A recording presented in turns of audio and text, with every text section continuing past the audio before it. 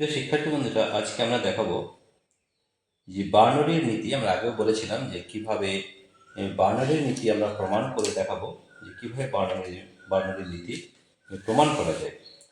অর্থাৎ আমরা বার্নৌলির নীতি জানি যে আমাদের বার্নৌলির নীতি যে সূত্র রয়েছে সেটা হচ্ছে v²/2g plus h plus p/ρg is equal to ধ্রুবক হয়। তো v²/2g-কে আমরা বেগ শীর্ষ বলি বা ভেলোসিটি হেড, এবং এইচকে উচ্চতা শীর্ষ বা এলিভেশন হেড, এবং p/ρg-কে বলা হয় চাপ শীর্ষ বা প্রেসার হেড। এই তিনটে যোগ কিন্তু আমাদের ধ্রুবক হবে বা কনস্ট্যান্ট হবে। তো আমরা আগেও জেনেছি যে আমাদের যে বার্নৌলির নীতি, বিভিন্ন জিনিসের উপর বার্নৌলির নীতিটা কিন্তু কাজ করে। যেমন প্রচণ্ড ঝড়ে ঘরের ছাউনি উড়ে যাওয়া, এটা কিন্তু আমাদের বার্নৌলির নীতির উপরে কাজ করে। এছাড়াও আরও রয়েছে, যেটা হচ্ছে বায়ু প্রবাহের সময় পতাকার পথ করে ওড়া, সেটাও কিন্তু আমাদের বায়ু প্রবাহে বার্নৌলির নীতির উপরে কাজ করে। সমান্তরালভাবে পাশাপাশি গতিশীল জাহাজ বা নৌকায় পরস্পরের কাছে আসা, দুটো নৌকো বা জাহাজ পাশাপাশি চললে মাঝে যে জল রয়েছে সেই জলের বেগ বেশি হয়, বেগ বেশি হলে চাপ কমে যায়, তাহলে এই দুটো নৌকো কিন্তু একে অপরের সঙ্গে ধাক্কা লাগবে। ঊর্ধ্বমুখী জলপ্রবাহের গায়ে পিং পং বলের আটকে থাকা, এটাও কিন্তু বার্নৌলির নীতির উপরেই কাজ করে। এছাড়াও বিমানের ডানার বিশেষ আকৃতির সাহায্যে গতীয় উত্থানকারী বল, ডাইনামিক লিফটিং ফোর্স, বিমানের যে ডানা, সেই ডানার যে আকৃতি, সেই আকৃতির জন্য কিন্তু ডাইনামিক লিফটিং ফোর্স বা উত্থানকারী বল কাজ করে।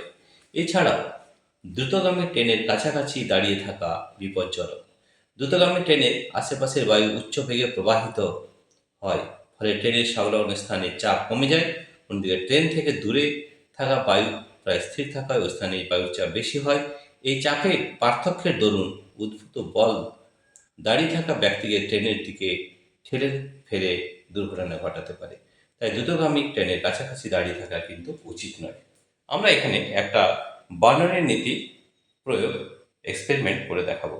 তো দেখো, এই যে আমাদের এখানে দেখতে পাচ্ছ তোমরা যে দুটো বেলুন নেওয়া হয়েছে। এই বেলুনে দেখো মাঝখানে কিন্তু ফাঁকা রয়েছে, দেখতে পেয়েছ। তো এখানে যদি আমরা ফু দিই কী হবে সেটা আগে দেখব, তারপরে আমরা আলোচনা করব কেন এমন হচ্ছে। এখানে দেখো, আমরা যদি পাশাপাশি যদি নৌকো থাকে, জল যদি এখান দিয়ে যায়, তাহলে এখানে জলের বেগ বেশি হয়। তো যখনই জলের বেগ বেশি হবে, যখন কিন্তু চাপ কমে যাবে। এখানে চাপ কম, এদিকে চাপ বেশি, তাই নৌকো দুটি কিন্তু ধাক্কা লাগবে। তো এই বেলুনের ক্ষেত্রে কী হয় সেটা আমরা দেখব। কী করব, এখানে এখন বায়ু রয়েছে, এখানেও বায়ু রয়েছে, এখানে চাপ এবং এখানে চাপ কিন্তু সমান, সেই জন্য এটা কিন্তু পাশাপাশি রয়েছে। এবারে আমরা যদি এই মাঝে ফু দিই, তাহলে কি হবে সেটা আমরা দেখব। ঠিক আছে, তো দেখো আমি মাঝখানটা এখানটা ফু দিচ্ছি, তাহলে কি হচ্ছে সেটা তোমরা দেখো, লক্ষ্য করে যে কি এখানে হচ্ছে।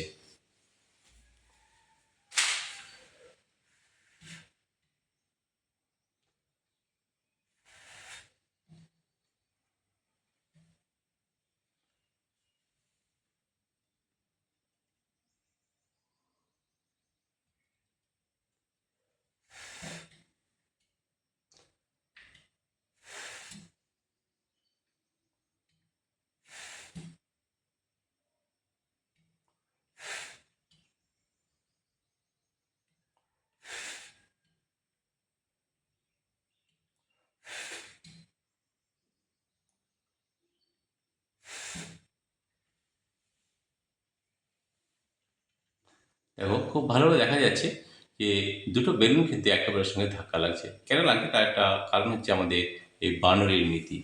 কীভাবে বার্নৌলির নীতি এখানে কাজ করে দেখো, যখনই আমরা এখানে ফু দিচ্ছি, এখানে কী হচ্ছে, এর যে বেগ, বায়ুর বেগ বেশি থাকছে, এখানে বায়ুর বেগ কম থাকছে। যেখানে বায়ুর বেগ বেশি হবে চাপ কিন্তু কমে যাবে, এখানে চাপ কম হচ্ছে, এদিকে চাপ বেশি। এই চাপের একটা পার্থক্য হচ্ছে, চাপের পার্থক্যের জন্য এই দুটো বেলুনের মধ্যে কিন্তু ধাক্কা লাগছে। আমরা আবার একবার করে দেখাচ্ছি। তাহলে এই এক্সপেরিমেন্ট থেকে আমরা তোমাদের দেখালাম যে কীভাবে বার্নৌলির নীতি কাজ করে। বার্নৌলির নীতি আমরা এই এক্সপেরিমেন্ট থেকে দেখলাম, দুটো বেলুন নিয়েছি, বেলুনকে উপর থেকে টাঙানো হয়েছে এবং মাঝখানে একটু ফাঁক রেখেছি। এই ফাঁকের মধ্যে যখনই আমরা বায়ু ফু দেব, তাহলে কী হবে, এর বেগ, বায়ুর বেগ বেশি হবে, এদিকে বায়ুর বেগ কম হবে। যেখানে বায়ুর বেগ বেশি, এখানে চাপ কিন্তু কমে যাবে, এদিকে চাপ বেশি। তাহলে আমরা জানি আমাদের প্রেশার কোন দিকে মুভ করে, higher pressure to blood pressure, এটা এদিকে মুভ করবে এবং এদিকে মুভ করবে, তাই দুজনে একে অপরের সঙ্গে ধাক্কা লাগবে। তো দেখো আমরা আবার এই এক্সপেরিমেন্টটা করে দেখাচ্ছি। মাঝে ফুদিয়েছি, দেখো এখন কিন্তু ধাক্কা লাগছে না, কারণ এখানের বায়ুর বেগ এখানের বায়ুর বেগ কিন্তু সমান।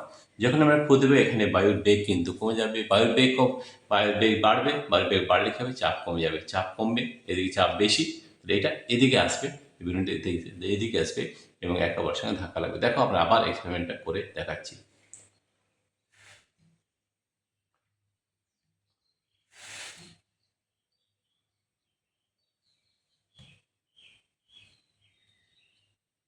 দেখো মাঝখানে আমরা ফু দিচ্ছি।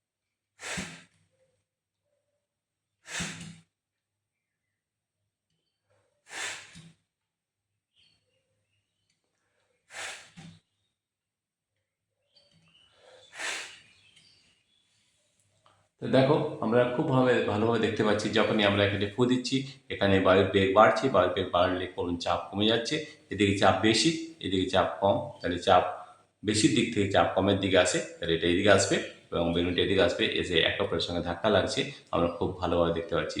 এই এক্সপেরিমেন্ট বা এই পরীক্ষা থেকে আমরা দেখতে পাচ্ছি যে আমরা বার্নৌলির নীতি এখানে প্রয়োগ করা হয়েছে। বার্নৌলি নীতিতে বলা হয়েছে যে এখানে বেগ বেশি, ওখানে চাপ কিন্তু কমে যায়, ঠিক আছে। এটা পাশাপাশি যদি দুটো নৌকো থাকে তাহলেও কিন্তু তো একই কাজ হয়, যে কী হয়, এই পাশাপাশি মাঝের যে জল রয়েছে সেই জলের বেগ বেশি হয়, জলের বেগ যখন বেশি হয় সেখানে চাপ কমে যায়, যদি চাপ বেশি তাহলে একে অপরের সঙ্গে ধাক্কা লেগে যায়, ঠিক আছে। তাহলে এটাও আমরা বার্নৌলির নীতি। এছাড়া বিভিন্ন ধরনের নীতির উপর এই যে পরীক্ষামূলক রয়েছে, বিভিন্ন যে এক্সপেরিমেন্ট আগেও আমরা আলোচনা করেছি, অর্থাৎ ছাউনির চাল উড়ে যাওয়া বা এখানে যেগুলো বললাম সেগুলো কিন্তু সব কিন্তু আমাদের বার্নৌলির নীতির উপরে কাজ করে। আমরা আরেকবার আলোচনা করছি যে কী করে বার্নৌলির নীতি কোন কী বিষয়ে কাজ করে। সবথেকে প্রথমে প্রচণ্ড ঝড়ে ঘরের ছাউনি উড়ে যাওয়া, এটা বার্নৌলির নীতির উপরে কাজ করে। এবং বায়ু প্রবাহের সময় পতাকার পথ করে ওড়া, এটা কিন্তু আমাদের বার্নৌলির নীতির উপরে কাজ করে। সমান্তরালভাবে পাশাপাশি গতিশীল জাহাজ বা নৌকার পরস্পরের কাছে চলে আসা বা ধাক্কা লাগা, এটা কিন্তু আমাদের বার্নৌলির নীতির উপরে কাজ করে। এছাড়া ঊর্ধ্বমুখী জলপ্রবাহের গায়ে পিং পং বলের আটকে থাকা, সেটাও কিন্তু আমাদের বার্নৌলির নীতির উপরে কাজ করে। বিমানের ডানার আকৃতির সাহায্যে গতি ও উত্থানকারী বল বা ডাইনামিক লিফটিং অফ ফোর্সের উৎপাদন, এটা কিন্তু আমাদের বার্নৌলি নীতির উপর কাজ করে। এবং দ্রুতগামী ট্রেনের কাছাকাছি দাঁড়িয়ে থাকা বিপজ্জনক। দ্রুতগামী ট্রেনের কাছে দাঁড়িয়ে যদি থাকো তাহলে কিন্তু ট্রেনের মধ্যে কিন্তু সে টেনে নেবে, কারণ হচ্ছে লোকটার মাঝে এবং এই ট্রেনের মাঝে যে গ্যাপ রয়েছে সেখানে প্রচণ্ড জোরে বায়ু যাবে এবং বায়ু গেলে ওখানে চাপ কমে যাবে, এবং চাপ কমে গেলে কিন্তু বাইরের চাপ বেশি, তাহলে এই লোকটা কিন্তু ট্রেনের ভিতরে গিয়ে পড়বে।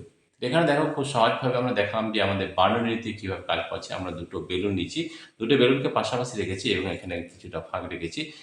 দেখো এখানে বায়ুর চাপ, এখানে বায়ুর চাপ সমান, তাই জন্য তারা এটা একটু ফাঁকে রয়েছে।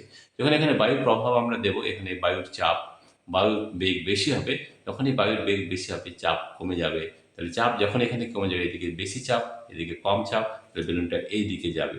আর এই বেলুনটা এখানে বেশি কম চাপ, এদিকে বেশি চাপ, এই যে এইভাবে ধাক্কা লাগবে। তাহলে দেখো আমরা এক্সপেরিমেন্ট আবার একবার তোমাদের কাছে করে দেখাচ্ছি, তোমরা বাড়িতে করে দেখতে পারো, সেটাও কিন্তু করা যেতে পারে। দেখো কিভাবে আমাদের বেলুনটা একে অপরের সঙ্গে ধাক্কা লাগছে, দেখো।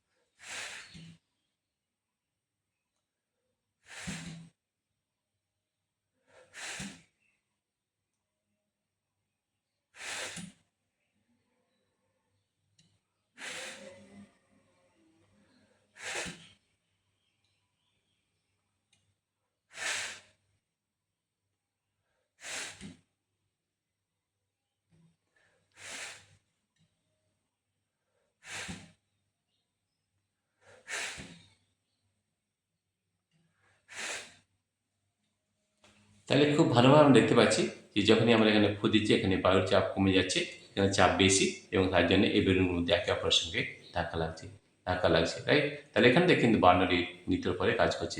প্রিয় শিক্ষার্থী বন্ধুরা, তোমাদের যদি এই ভিডিওটি ভালো লেগে থাকে তাহলে অবশ্যই সাবস্ক্রাইব, লাইক ও শেয়ার করবে। Thank you everybody for watching this video. আমরা আরেকবার ফু দিয়ে দেখাচ্ছি যে আমাদের এই বার্নারি নীতি এখানে কাজ করছে কিনা। তাহলে দেখো দুটো বেলুন আছে, যখন আমি ফু দেবো এখানে চাপ কমে যাবে, এদিকে চাপ বেশি, একে অপরের সঙ্গে ধাক্কা লাগবে।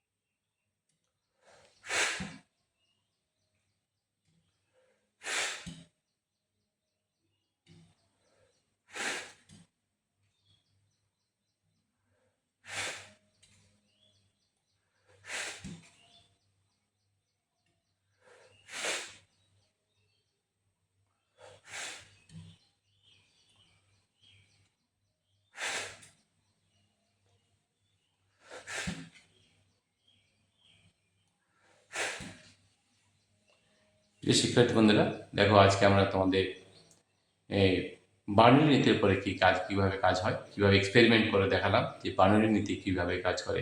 তোমাদের যদি এই ভিডিওটি ভালো লেগে থাকে তাহলে প্লিজ সাবস্ক্রাইব, লাইক ও শেয়ার অবশ্যই করবে। Thank you everybody for watching this video. আমরা প্রত্যেকটি ক্লাসের প্র্যাকটিক্যাল ক্লাস করে অবশ্যই দেখাবো। প্রথমে থিওরিটিক্যাল ক্লাস হবে, তারপরে প্র্যাকটিক্যাল ক্লাস করে দেখাবো। প্রত্যেকটি এক্সপেরিমেন্ট কিন্তু তোমাদের দেখানো হবে। তোমরা যদি এখনও সাবস্ক্রাইব করে না থাকো, please subscribe, like and share. Thank you everybody for watching this video.